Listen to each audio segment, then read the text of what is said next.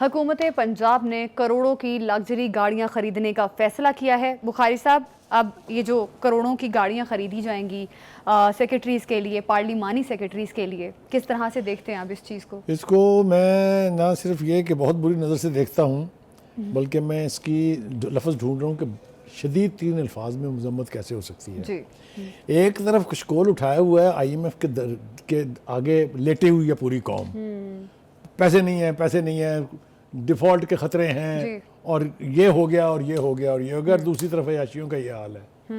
یہ میں مطالبہ کرتا ہوں اس پروگرام کی وساطت سے چیف منسٹر پنجاب سے کہ آپ کے سارے دعوے اپنی جگہ، آپ جتنا کام کر رہی ہیں وہ ایک دوسری جگہ، بالکل، لیکن آپ کی آنکھوں کے نیچے جو کچھ یہ ہو رہا ہے اس کی ذمہ داری بھی آپ کے اوپر ہے۔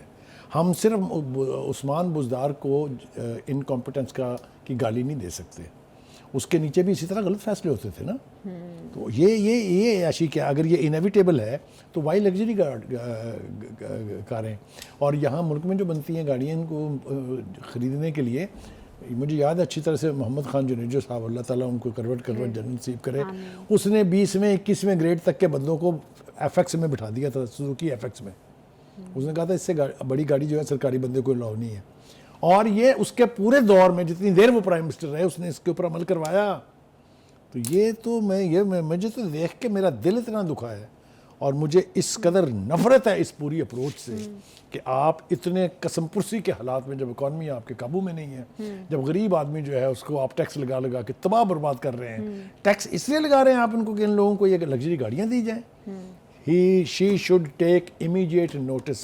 This must be cancelled. پارلیمانی سیکرٹریز کے لیے 61 کروڑ 24,75,000 روپے کی لاگت کی لگژری گاڑیاں، صوبائی وزراء کے پروٹوکول کے لیے الگ سے 20 کروڑ 90 لاکھ روپے کی لاگت سے 30 لگژری گاڑیاں بھی دیکھیے نا، جب آپ ایک کے لیے اتنی بڑی اپروول دیں گے کہ یہ اتنی گاڑیاں منگا لو، تو باقی کے متعلقہ محکمے جو ہے نا، انہوں نے کہا، وہ ایک مثال دیتے ہوتے ہیں کبھی کبھی کہ ایک مراسی نے ایک شخص سے پوچھا سڑک پہ بیٹھا ہوتا ہے، اسے کیا پہ کرنے ہو، یعنی کیا کر رہے ہیں؟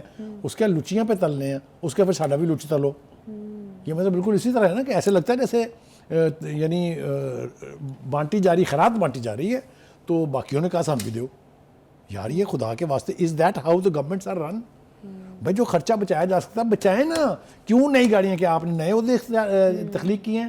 اگر ان کے پاس پرانے ماڈل کی گاڑیاں ہیں تو چلائیں نا ان کو، جو آپ کا کاروں کا پول ہے اس میں سے دیں نا ان کو گاڑیاں، یہ 200 300 گاڑیاں کھڑی کر کے پارک کر کے جو آپ بیٹھے ہیں، اور اوپر سے نئی گاڑیاں۔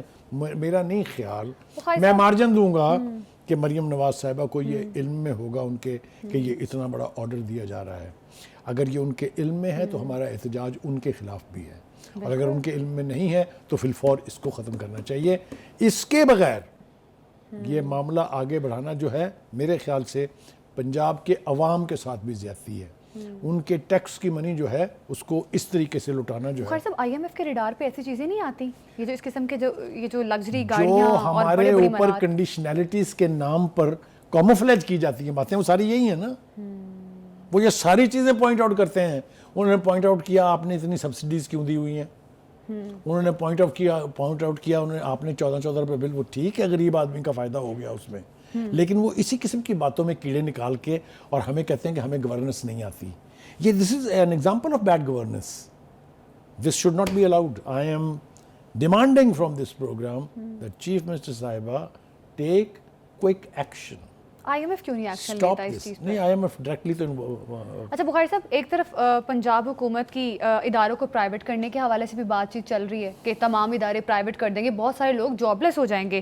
پھر ٹیکسیشن سسٹم بھی انہوں نے کر دیا ہے اپ گریڈ، ٹیکس بڑھ گئے ہیں لوگوں پہ، پھر لوگوں کے پاس روٹی کپڑا مکان نہیں ہے، اور پھر ایک طرف یہ لگژریز، تو یہ دوہرا معیار نہیں ہے؟ دیکھیے، ایک بات تو یہ ہے کہ اگر پرائیویٹائزیشن پالیسی کو آپ ڈھنگ سے پڑھیں، ڈیٹیل میں پڑھیں، تو اس میں کہیں یہ نہیں ہوتا کہ آپ بے روزگاری کو فروغ دیں یا لوگوں کو یہ جاب ختم کر دیں۔ جب آپ کسی چیز کو نجکاری کرتے ہیں تو ایک تو یہ کہ جو خریدار ہے اس کا وہ ایشورٹی دیتا ہے کہ اتنے % امپلائیز جو ہیں وہ ان کو ریٹین کرے گا، اور دوسرا یہ کہ جو لوگ فارغ ہوتے ہیں ان کو پھر حکومت جاب دیتی ہے آلٹرنیٹ۔ تو یہ ایسے نہیں ہے، ہوا میں نہیں ہے کہ آپ نے سودا گھر کے برتن بیچ دیے اور جو وہ برتن جس میں کھانے والے لوگ تھے ان کا کوئی والی وارث نہیں، ایسے نہیں ہوتا۔ پالیسیز جب بنتی ہیں تو اس کے اندر پروویژنز رکھی جاتی ہیں، تو لیکن پھر وہی بات ہے، گھر کے برتن بیچ کے اکانومی چلانا از نو وزڈم۔ بالکل. اگر آپ وہ کر رہے ہیں کہ چونکہ نقصان ہو رہا ہے تو پھر you make them profitable by privatising them, fine, but don't let people be jobless. بالکل بالکل.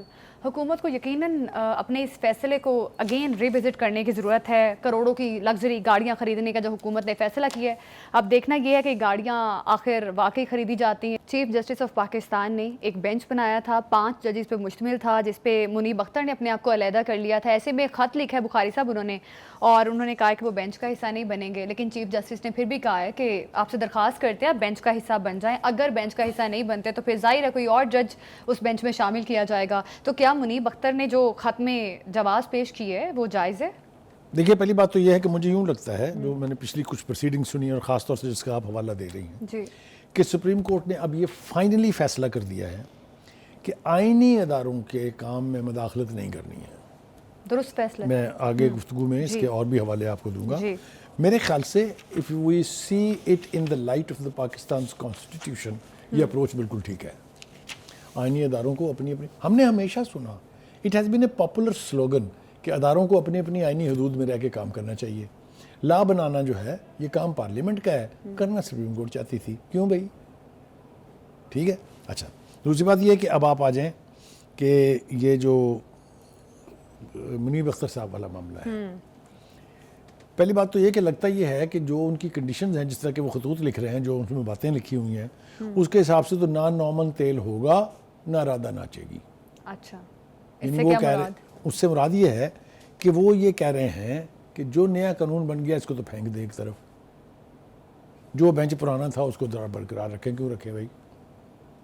جب ایک قانون موجود ہے براہ راست کانسٹیٹیوشن میں امینڈمنٹ ہو گئی ہے، جی، why should his argument be heard and responded? Why? اصل میں بات یہ ہے کہ ایک طویل عرصے تک چونکہ ہماری سپریم کورٹ کے اندر جوڈیشل ایکٹیویزم چلتا رہا ہے، چیف جسٹس صاحب ڈیم بنا رہے ہیں، چیف جسٹس صاحب پناما سے اقامہ پہ نکال رہے ہیں، چیف جسٹس صاحب ٹماٹروں کی آلوؤں کی قیمتیں طے کر رہے ہیں. یاد ہے نا آپ کو یہ سارا ماحول؟ اب یہ وہ ماحول نہیں ہے. اب وہ تو لوگ روز صبح اٹھ کے دعا مانگ رہے ہوں گے کہ یا اللہ جلدی جلدی دن پورے کر دے چیف جسٹس کے، ہماری جان چھوٹے اس سے. لیکن وہ جاتے جاتے ایسی مثال قائم کر کے جائیں گے کہ آپ کو فرار ممکن نہ ہو کانسٹیٹیوشن سے. یہ ہے اصل لڑائی، کہ آپ نے کانسٹیٹیوشن فالو کرنا ہے یا اپنی ومز پر چلنا ہے. سپریم کورٹ کو اپنی ومز پر چلانے کی اجازت نہیں دینی چاہیے، چاہے کوئی بھی ہو. Is that right? وہ وہی کریں جو ان کے پاس مینڈیٹ ہے. وہ جج صاحب جو ہیں ان کی عقل کا ماتم کرنا چاہیے جس نے کہا تھا ہم قانون بنائیں گے. اور بھائی who the hell do you think you are؟ نہیں ہے نا آپ کے پاس یہ اختیار، یہ پارلیمنٹ کے پاس اختیار ہے. یہ جو چیف جسٹس ہیں یہ اس کو یقینی بنا رہے ہیں کہ کورٹ کو آئین کی پروویژن کے اور مینڈیٹ کے مطابق چلنا چاہیے. ایک بات اگر آپ سنیں منیب اختر صاحب کی، دیکھیں وہ ایک عمر ہوتی ہے جہاں تک آپ سینٹی آپ کا ساتھ دیتی ہے، پھر کچھ وقت ایسا آتا ہے بعض لوگوں کے اوپر کہ وہ سینٹی ان کا ساتھ چھوڑ جاتی ہے، شاید تنگ آ جاتی ہے ان کے رویے سے. تو یہ لگتا یہ ہے کہ سینٹی جو ہے وہ ساتھ چھوڑ رہی ہے، اس لیے کہ اگر میں یہ کہوں کہ میرے خیال سے وہ ایک دن یہ مطالبہ بھی کر دیں گے کہ جب تک آپ پرائم منسٹر نہیں بنائیں گے عمران خان صاحب کو، میں تو نہیں جبینا کو بینچ میں. یہ کیا رویہ ہے؟ یہ ججوں کے رویے ہیں. آپ سیاسی ورکر ہیں کہ آپ جج ہیں؟ تو ججوں کو جج ہونا چاہیے، ججوں کو وکیل نہیں بننا چاہیے کبھی بھی کسی کلائنٹ کا. آپ سمجھ رہے ہیں نا میری بات کو کہ میں مزید وضاحت کروں؟ ججز سیاست کی بھیڑ چڑھ کیوں رہے ہیں؟ تو میں ماتم کیا کر رہا ہوں؟ یہی تو کر رہا ہوں کہ اللہ کے واسطے کوئی شرم لحاظ ہی کر ان کے کیا سیاسی مفادات ہیں؟ اب تفصیل پوچھیں گے آپ تو 2-3 پروگرام تو آپ کو کرنے پڑ جائیں گے. کب سیاست نہیں کی انہوں نے، ابھی ہم آگے بات کریں گے اس کے. آپ کے جی میں جو چاہ رہا ہے آپ کر رہے ہیں، آپ کو کوئی پوچھنے والا ہی نہیں ہے. تو ایک تو یہ بات بالکل طے ہو گئی کہ جو آرٹیکل 63A ہے جی، جس کے تحت آپ نے ایک وقت میں لاہور ہائی کورٹ میں ایک بندے کے حق میں اس کے مخالف فیصلہ کر دیا، ایک کے حق میں اس کے حق میں فیصلہ، یعنی 63A سے ہی ایک چیف منسٹر کو نکال دیا، جی، دوسرے کو بحال کر دیا. وہ آپ کیا ہیں بھائی؟ فیصلہ تھا جس فیصلے کا میں حوالہ آپ کو دے رہا ہوں، اس فیصلے میں بھی یہی کیا گیا ہے کہ آرٹیکل 63A کی پروویژنز کو ری رائٹ کیا گیا ہے اپنی مرضی سے. اس کو انڈو کرنا بہت ضروری ہے. جی بالکل ٹھیک ہے. اس کو اگر آپ انڈو نہیں کریں گے تو آپ آگے بڑھ ہی نہیں سکتے. اور جسٹس منیر بختر صاحب کے شوق اور خواہشات جو ہیں اس کو آپ کو درگزر کرنا پڑے گا. ان کو میرے خیال سے ان کی عمر کا, ان کے عہدے کا تھوڑا سا مارجن آپ دیں کہ وہ خود سے سمجھ جائیں تو سمجھ جائیں. ورنہ جو ہے اگر چیف جسٹس صاحب نے یہ فیصلہ کر لیا کہ میں آئین کے مطابق چلوں گا, میں سپریم کورٹ کو آئین کے مطابق چلاؤں گا, تو آنے والے کے چیف جسٹس کے پاس بھی راستے کم رہ جائیں گے. مائنڈ وٹ آئی ایم سے.